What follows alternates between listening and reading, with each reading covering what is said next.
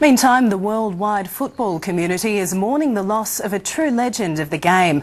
Hungary and Real Madrid icon Ferenc Puskás died last night after a long illness at the age of 79. But his reputation and impact will remain forever.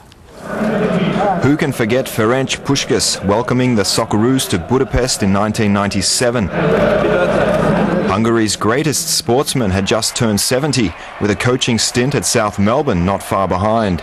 But his time in Australia was just a small part of an incredible football journey that began at the age of 15.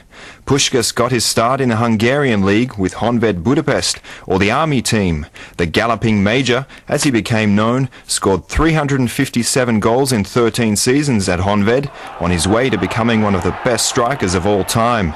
Puskás made his international debut at the age of 18, and after leading Hungary to gold in the 1952 Olympics, became a talismanic figure for the mighty Magyars. The Hungarian side was the first foreign team to beat England on home soil in 1953, and lost just one match in 6 years during the 1950s. But what a game to lose, the 1954 World Cup final to Germany.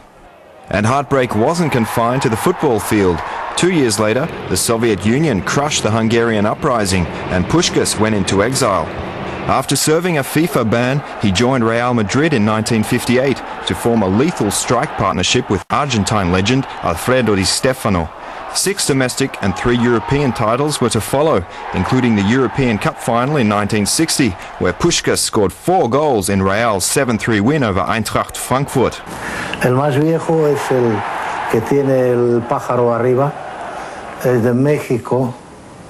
Eso es la Copa de la Liga. Ese es mi homenaje de oro brillante de Real Madrid, las peñas de Real Madrid. Es el balón que cuando veo, me acuerdo de mi último partido que jugué con el Real Madrid del año 69. No, con el pie no lo toco, no sale. Con la cabeza yo no. Está usado para pensar.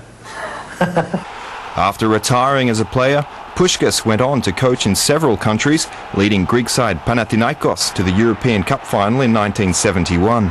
Puskás was an idol of our youth, and is a part of a story of the football who is going away. And it's a pity for the Hungarian football, and it's a pity for the football. It's a very great man. Puskás scored an amazing 83 goals in 84 internationals for Hungary before taking out Spanish citizenship and playing for his adopted country in the 1962 World Cup. He returned to Hungary in the early 80s and, despite being diagnosed with Alzheimer's, continued to live for football. As the last millennium drew to a close, Puskás was voted the 20th century's 4th best player. Confined to a hospital bed for his final years, Puskás died in Budapest of respiratory and circulatory failure. He was 79 years old.